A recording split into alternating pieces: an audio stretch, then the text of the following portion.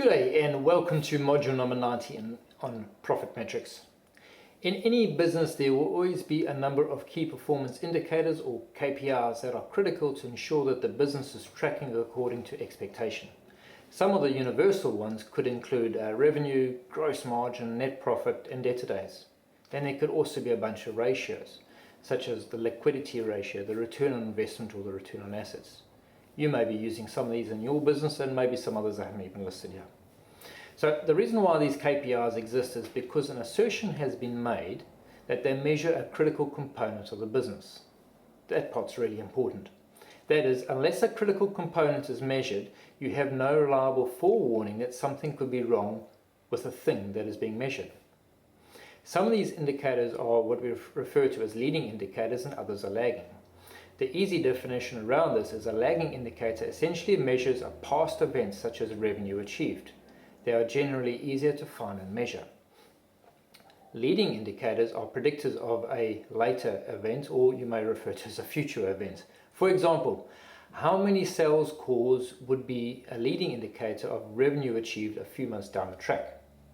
Another example, many small businesses unfortunately realize that they're unable to pay their suppliers or worse still their employees because they have no money in the bank account. They have no money in the bank account because their customers have been slow to pay. The real problem ultimately is that they have not been keeping track of the slow paying customers, and now the customers believe that not paying on time is the order of the day. A leading indicator in this situation would be your debtor days. That is, on average, how many days does it take for your customers to pay their account? Firstly, we would like to think through and then itemize the KPIs that you should be monitoring in your business. This is the easy bit. The second part is a little bit trickier, but it's an important aspect to consider. In 1954, the renowned business guru Peter Drucker wrote a book called The Practice of Management.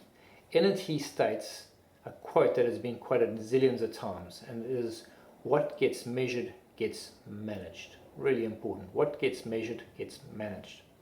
The significance of this statement should be obvious if you want to create change. Then you must measure the activities that will lead to this change. So what happens if both you and your competitors are measuring the same KPIs? To mitigate the effects of this, consider what are some non-standard KPIs that you could be using in your business that are different to everyone else within the industry. And what KPIs do you need to track the progress of that you identified in module number 18? This last point is really important and cannot be overlooked if you are motivated in developing an effective strategy that delivers on your differentiation. So time to jump into your workbooks and start listing the KPIs that are relevant to your business and to your industry.